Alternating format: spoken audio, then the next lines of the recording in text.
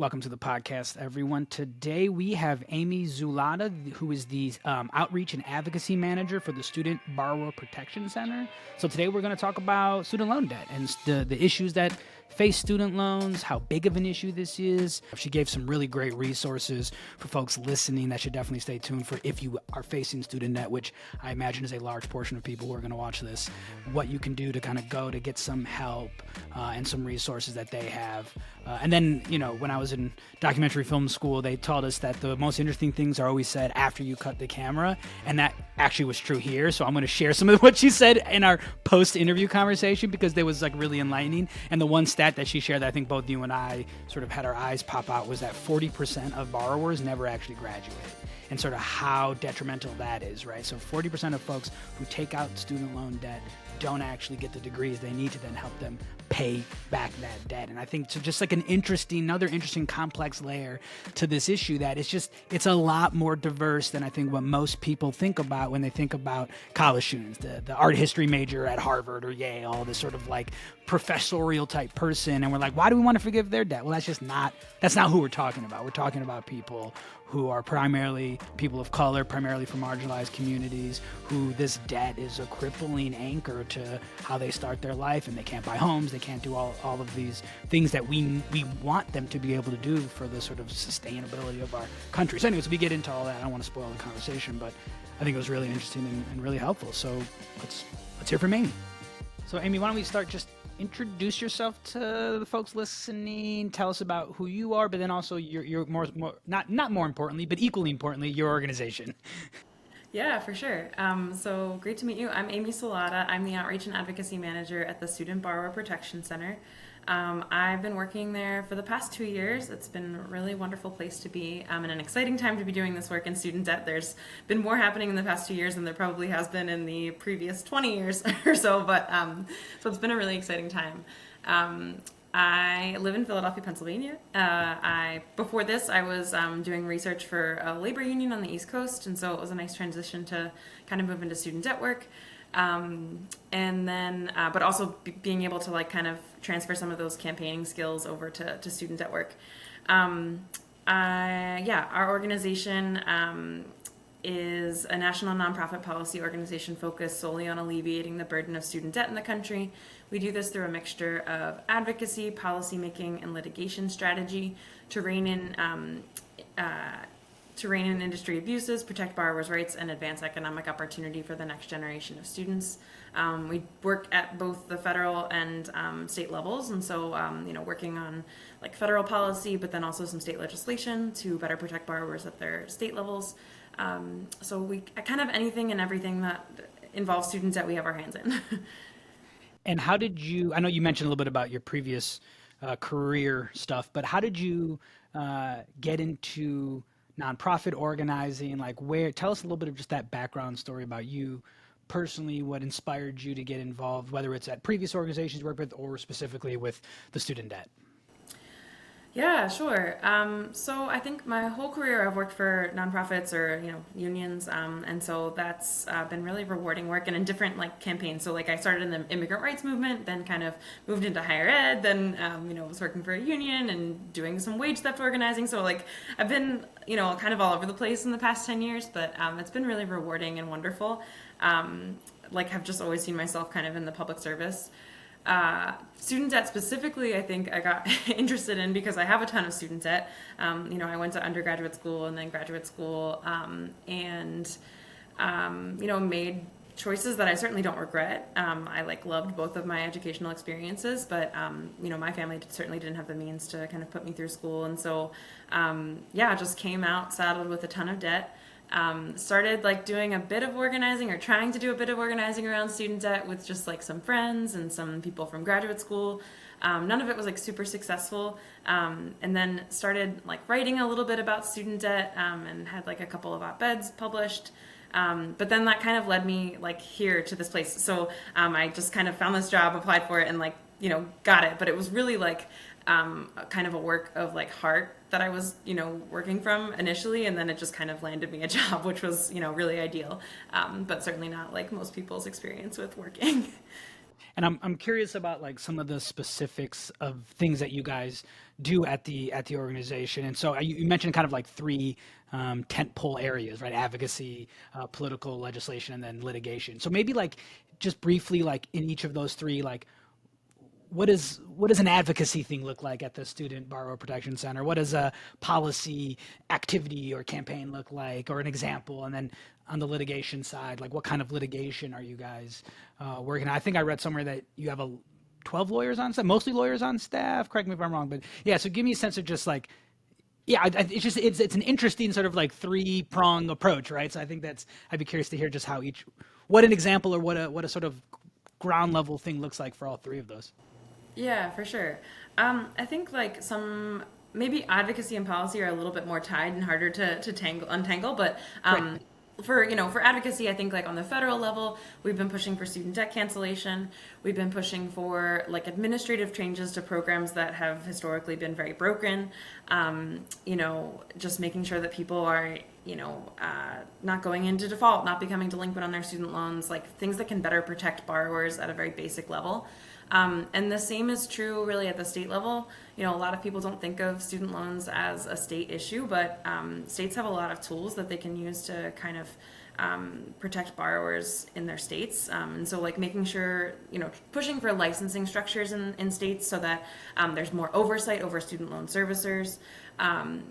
Making it, most people don't think of institutional debt, which is like debt held by institutions as a form of student debt. It's not like what usually falls under that bucket, but so if you have like parking fees or library fees or like unpaid school fees, that's debt held by an institution. And schools often engage in this practice called transcript withholding or diploma withholding in order to collect on that debt.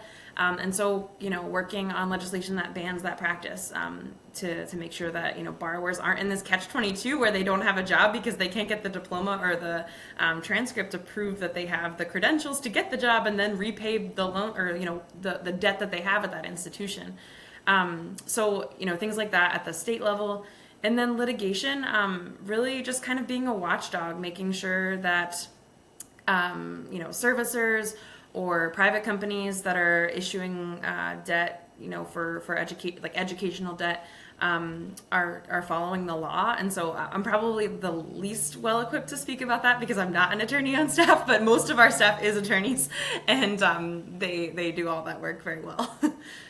You mentioned in your opening that you addressed industry abuse, and the thing that I feel like really has struck me is even now we're talking, this latest thing is about that the administration is doing is about debt relief, when in fact it's really correcting either mismanagement or industry abuse. And I think even choosing that language suggests something about the people with the debt are the problem. And I guess I wanted kind of probably two questions there. One is what is the role of these industry misuse versus mismanagement, play in this problem? Yeah, this is a great question. This is wonderful. Okay, so I think maybe the best example is to think of something that's happening right now and just like run through the history of it maybe. So there's something happening right now called the IDR account adjustment. I'm not sure if that's familiar to any of you. It's a little bit convoluted, but I'm gonna kind of run through it a little bit. So there's these plans called income-driven repayment plans. They're supposed to be more affordable for folks, right? So the monthly payment that you're making is pegged to your income. It's not, pegged to the entire amount of your loan, which for some people can be astronomical. And so you're making affordable monthly payments, or they're supposed to be affordable. That's a different conversation, but like they're better payments for folks, so they're not like spending so much money on their student loans every month. Under these payment plans, it can be really distressing because you're doing everything right. You're making payments according to your income that the that the industry has set up for you. But you're logging into your account and you're seeing that your balance continues to balloon because of something called negative amortization. So like basically you're not touching the principal, you're maybe not even paying off all the interest. So like that balance continues to just blow up, but you're doing everything right. You're doing everything that you've been told to do. And so to kind of rectify this, the Department of Education made it so that under these plans, after 20 or 25 years in repayment, you can get your debt canceled, the remainder of your debt canceled. Last year, a Government Accountability Office report came out, and it found that fewer than 200 people out of a potential universe of 4 million people have ever received cancellation under these plans.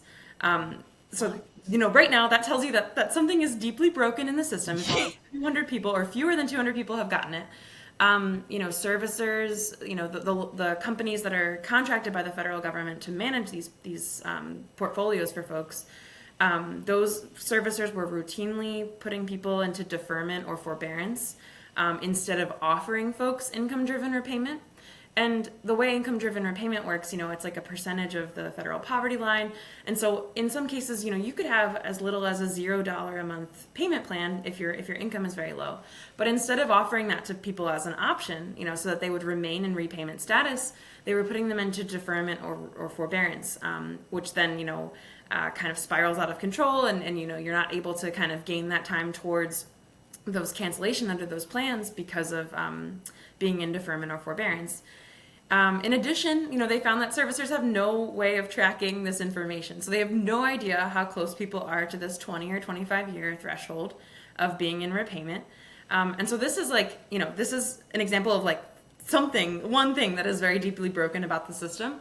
And so to rectify all of this, the Department of Education announced last year that it would do this IDR account adjustment.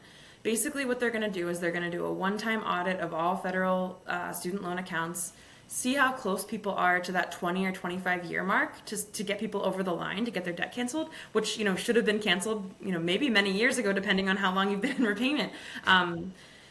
So they're going to count any time in repayment with the exception of basically any time in default or any time that is spent in school deferment, which is like a status that your loan goes into when you go back to school. So anytime you're in school, your loans are automatically placed into in-school deferment.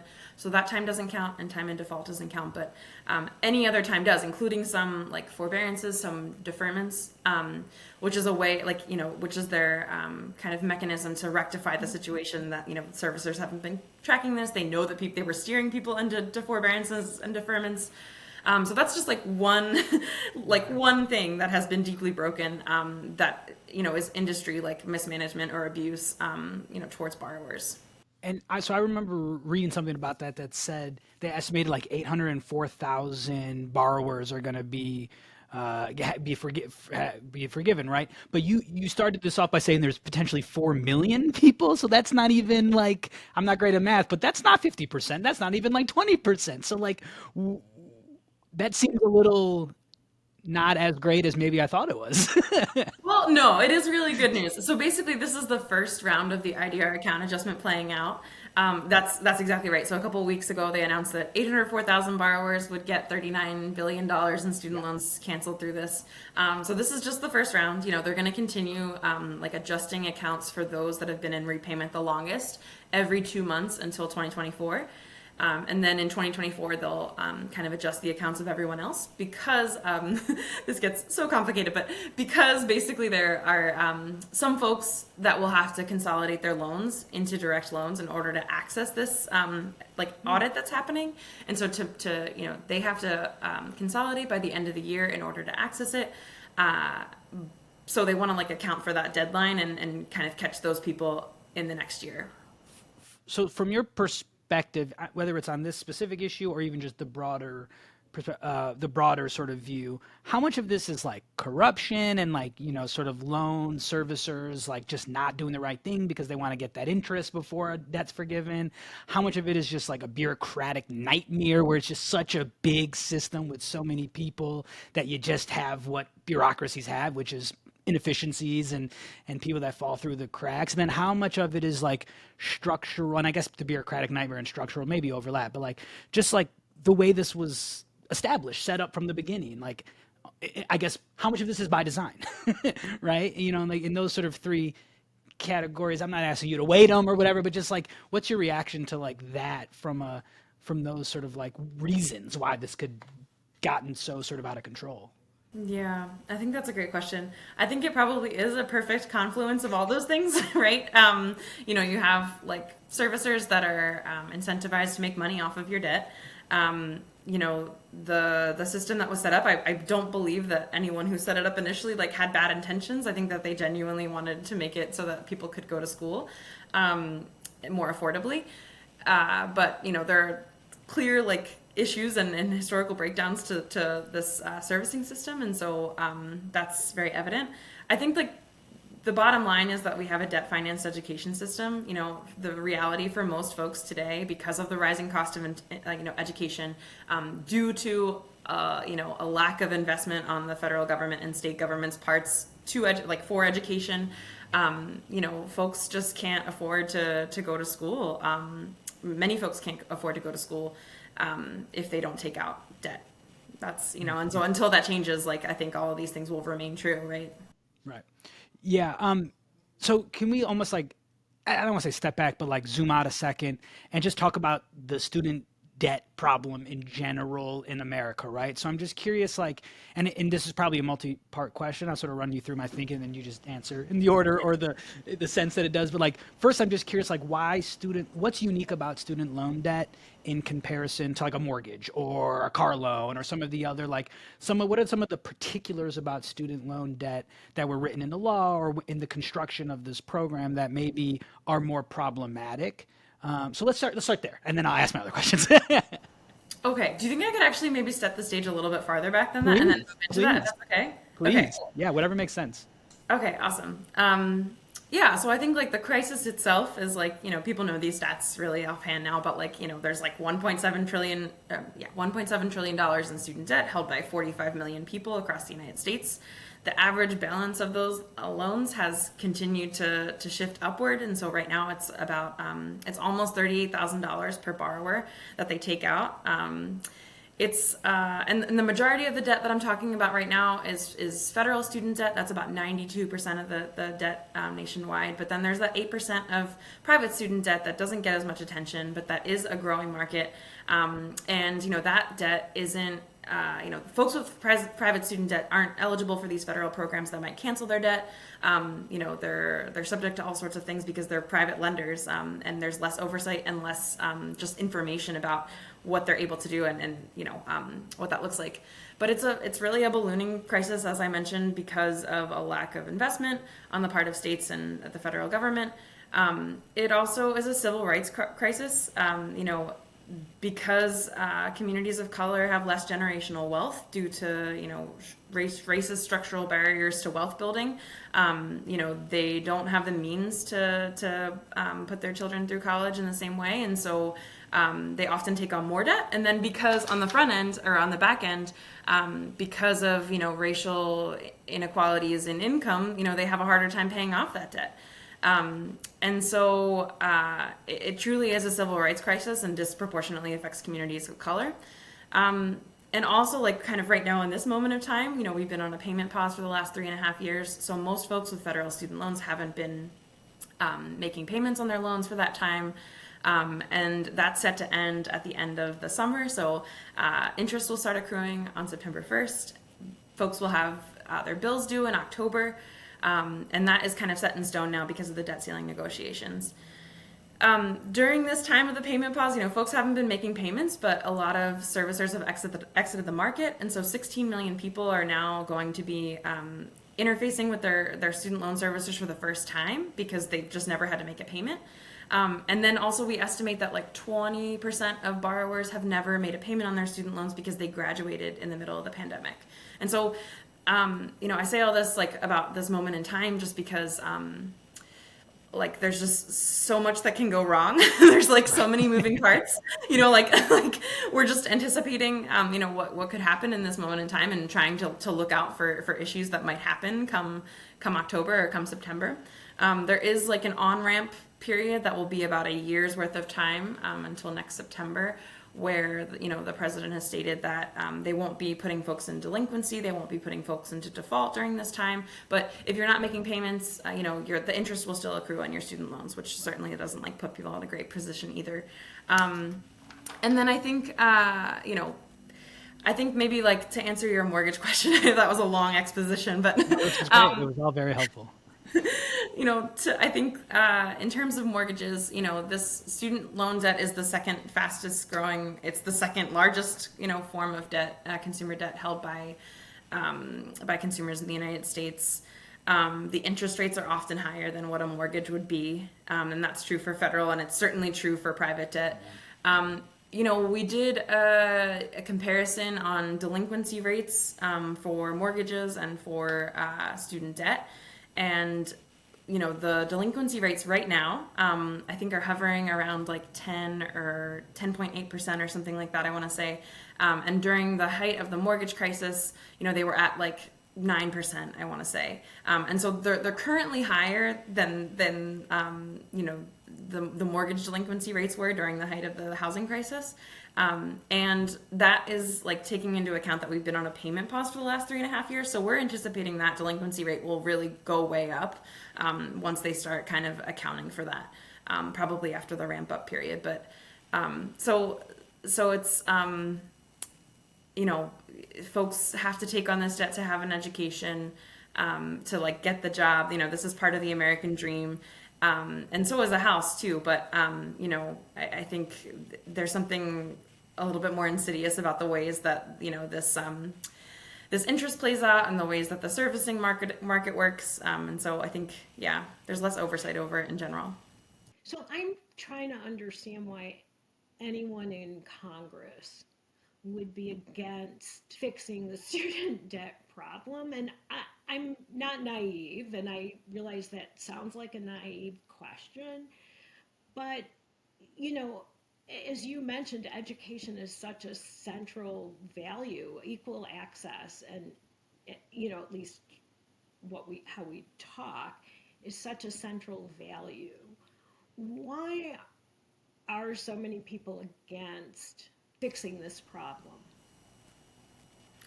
That's a good question. I think it comes down to like our societal narrative around debt. Like, this is my kind of personal thought, but like, we think that like debts should always be repaid, that those who aren't paying their debts are lazy. The reality is that these are like math problems that will never work out for folks. Like for instance, like I have a 6-figure debt that like, there's no way I could pay it off.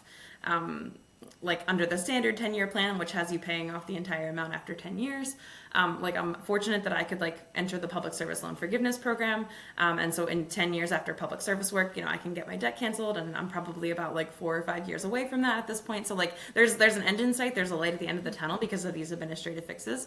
I think like the prevailing narrative is often that like, I paid for my education, like why shouldn't you pay for your education? But like with no regard for how much that price has ballooned over the past 40 years.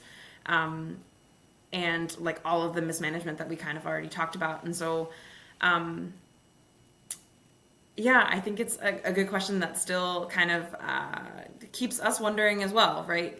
You have like constituents in your district that have student debt, that it's preventing them from, owning homes, getting cars, like living freely, saving for retirement, all these things, starting families. Why wouldn't you want your constituents to thrive? So I think it's something that continues to kind of this might be too broad of a question, but we also have alluded to the rising cost of college. And if colleges know that students have this access to this debt, does that contribute to them being able to raise the cost? Because at some level there's got to be a price demand balance. But if there's this student debt industry, I don't know if there's talk about that or thinking about that, or if you have a perspective on that. Yeah, I definitely deal with that less, but I think that that is why you see like an influx of graduate programs, knowing that folks can get graduate student debt. And I think like I forget what the limits on this are, but it's something like $100,000. It's somewhere around there, a little bit more, right? So if you know that your students are able to kind of get that amount of money, then like why wouldn't you, make those prices higher? And why wouldn't you establish, these credential programs for like graduate degrees? So yeah, I think that definitely is part of the conversation. I definitely don't talk about that as much, but I can see that totally being part of it. So I think you hit on a lot of the impacts of student debt on the borrower, on the student. Um, it was pretty new to me to hear kind of the bigger impact of this student debt on our economy.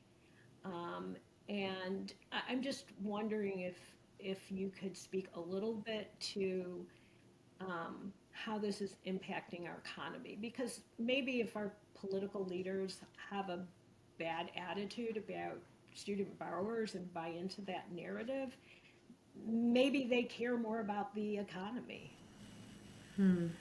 Yeah. Um, so I think like, I mentioned a couple ways that this hurts on the individual level, right? You're not able to get a home, you're not able to start a family, like you're not able to buy a car, you're not able to save for retirement. And so, you just have people kind of like working in in these cycles where they can't get out of debt, while folks are making money off of their debt. Um, and so I think like what does it mean to have a society where like your ambition is kind of cut off before it begins, like before your career begins, like to know that you have this debt that you're saddled with, that you're not going to be able to pay off, or at least reasonably in a reasonable amount of time. And so yeah, I think on the economy, like you have less people achieving their dreams. Like maybe they want to start a new business, maybe they want to start a family that would be like kind of contributing to society. So like I think all these things on a broad level certainly hurt us in the long run. And then you have like some folks. This isn't totally related, but I think like you have some folks like choosing not to go to school. Because they don't want to take on this debt, which is understandable given all the reasons that I just outlined, And so, what does it mean to have like a populace that maybe isn't as educated as they might want to be? Or, like we're cutting off people's dreams like before they begin. And it's just, I think it's really like depressing. And, certainly like affects the economy in like a multitude of ways, just, you know, given everything. Well, and particularly if the amount of student debt and the payment doesn't match the available jobs that we employers are desperately looking for. I mean, I'm a little more familiar with, you know, the need for teachers, the need for nurses, the need for mental health professionals. And it just seems like to me with that there's that imbalance. You know, you're talking about the amount of debt you have versus what you can afford. That's got to be a really big problem, that one of the contributing factors to the reasons we we can't we don't have the workers to um, do the jobs that everyone says we need. And all of those jobs you listed off require credentials and require Yeah. education and require you to have degrees, right? There's not a single teaching job or mental health job or any of the things you said you can go in with a high school diploma. And so it's like if you're taking on $38,000 on average of debt, which is just, that's just on average, right? So half the folks are taking on significantly more. Yeah, I mean, like who's going to go be a teacher when they have that debt, you know?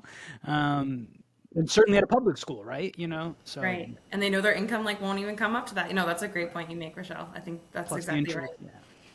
Yeah. Yeah. And I'm sorry, Brian, No, keep going.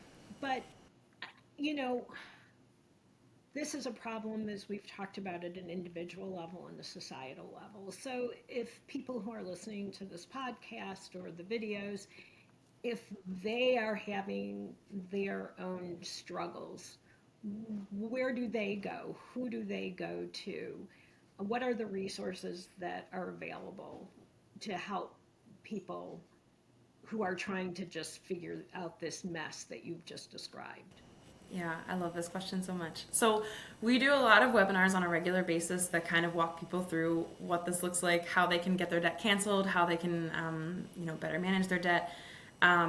We have a borrower-facing website that's called cancelmystudentdebt.org that has a lot of how-to guides, like how to apply for public service loan forgiveness, how to get some debt canceled under the IDR account adjustment, or be on your way to getting your debt canceled through that program. There's also information there about Fresh Start, which is a program for borrowers that are currently in default, that are maybe trying to get out of default. It's a time-limited thing that's happening right now, and so there's a lot of information on that website. And we also run a lot of webinars. We also recommend folks go to studentaid.gov. That's really the clearinghouse for the Department of Education. You log in, you look at your dashboard, you see what type of loans you have. Using some of the guides that we have, you might be able to decide whether or not you need to consolidate in order to access some of these programs. So I would say starting there is a great piece. There's also ombudspersons at the state levels in some states. So this is part of the work we do. When we do these, we call them borrower bills of rights. They establish ombudspersons at the state level to help you with your, navigate your student loans, help you work through issues that you might be having. There's another layer of oversight there that comes with a state ombudsperson for student debt. So you could contact one of those if you live in a state where they exist. We keep a list of them on our website, that cancelmystudentdebt.org that I mentioned. You could also reach out to the federal student aid ombudsperson. That's a good idea, especially if you're experiencing issues. It gets it on record that you're experiencing an issue. And if the more, complaints or issues that arise that, the Department of Education sees, the more likely they are to respond to those issues. And then it's also great for kind of shaping policy in the future. If they see that something is an issue across the board, they're more likely to change that policy. So I think those are the places I would start. That has been also a tough, it's a great question to ask, and it's also a tough question to answer because, servicers have been giving out historically wrong information or incorrect information to borrowers, and so they're not always a trusted place that you can go to. And then there's a lot of companies out there that are taking money for folks for one-on-one counseling, and so we don't currently recommend any of those companies that people go to because often you can do this in a way that's free. Another option I just remembered is maybe checking out to see if you qualify for legal aid, and some legal aids in different cities also offer help around student debt, and so that might be another good place to start. What advice do you have, sort of piggybacking on that, for folks that are about to get into this industry, right? So you're 18-year-olds, you're 17-year-olds, their parents, okay, we're going to college, great moment in your life, you've accepted to the dream school or whatever. Do you have advice for you're going to take on debt, it's going to be tough to pay it off, but at least do these things so you're set up correctly, or avoid these things, or what are some advice you might have there? That's a good question. I think just like knowing what is out there. And so, completing the FAFSA and trying to get as much federal aid as possible, making sure that you're, like, if you're eligible for Pell Grants, you're going to use them. And I think like I mentioned that federal student debt has much more oversight, and kind of you're eligible for these like programs that might cancel your debt. So kind of trying to keep your debt federal might be a good option for most folks, because you won't have the interest rates and the some of the issues that might come with private student loans. And then I think like knowing your options and the reality of like what you might want to go into, but I don't expect everyone at 18 years old to know that. And like I certainly didn't, right? So, like if you are considering the public service and maybe some of these jobs that we talked about, like nurses, teachers, social workers, that, you have to take on debt in order to get the education to become those things, but that you may not have the income that you, would want to pay off those things. Knowing that public service loan forgiveness is an option for you after 10 years. And then really just logging into studentaid.gov and knowing what type of loans you have is like a really great place to start. A lot of folks don't know the answer to that question, and it's really complicated to explain. And so, I would say those are good starting points for folks that are joining the market. Over the next year, what is it that you and your organization are focusing on? Obviously, a lot is happening in this space, the good, bad, and the ugly. what are you and your organization focusing on in terms of, a 2 to 3 year goal? Oh, wow. That is a loaded question. All right, let's see. So I think maybe like top of folks' minds is this Supreme Court decision that came down in late June. On that same day, President Biden announced a new plan that would cancel debt for folks, but it will take longer because it has to go through the negotiated rulemaking process, which is a process where they bring in constituents and try to decide on the parameters of the program. It takes a ton of time. There's a lot of notice and comment periods. One just ended a couple weeks ago. And so I think that one priority would be, trying to be on the committee that focuses on this new plan to decide the parameters of it. I think that we will continue to do a lot of our state legislation to better protect borrowers at the state levels. I think we'll focus on servicer accountability and program oversight. And then, like just trying to fix things within the system that we have. And then, I think like thinking about, thinking about some ways that we might be able to interact with private debt or, have sunlighting bills maybe at the state level to know what that debt is so that we can then figure out what the problems are with it, because it's just such a black hole of information at the moment that we really need to identify the problems before we can start working on that. And then, we're doing a lot of other work too, kind of on like employer-driven debt. And so, maybe you watched a training video and then your employer's trying to charge you for that training before you leave, or if you leave within like 2 years or something. So we're seeing these contracts where, maybe you went through a training program through your work. And they're now trying to charge you for that training program if you leave before a certain amount of time. We call them traps. They're called training repayment agreement provisions. And so we're doing a lot of work on that. I'm sure like some of this and all of this will involve all the pillars that we mentioned, like advocacy, policy, and litigation. But I guess those are some of the many priorities that we'll have over the next 2 to 3 years, and I'm sure things will change. But in addition, like we love like the education piece too of getting the word out about these things so that folks can make the best of their situations and try to get their debt canceled in these ways that already exist for folks. The employee trainer thing, just because that's such a like, what is that? So that's obviously is that connected? Because you'll have some companies that'll offer to maybe pay for grad school or pay for classes on like.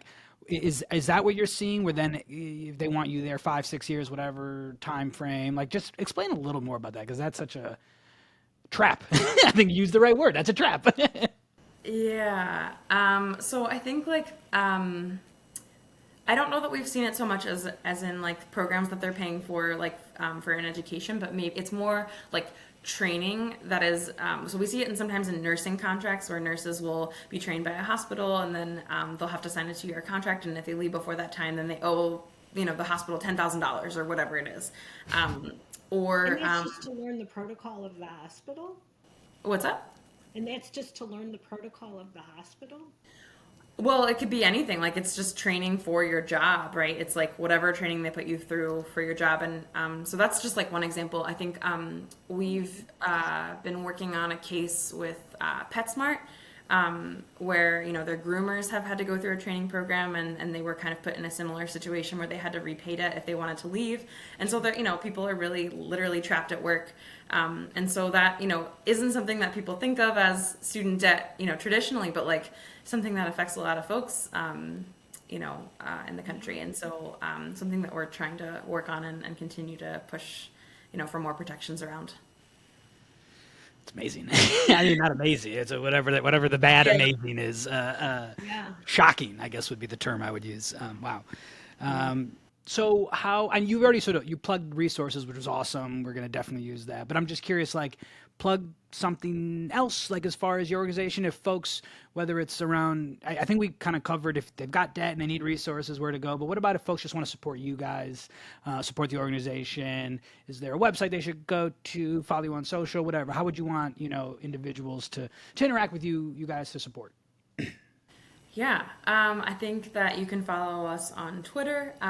You can go to cancelmystudentdebt.org. That's our borrower-facing website. But to see the work that we're doing on a regular basis, we're at protectborrowers.org. We have a LinkedIn, a Facebook, all those things.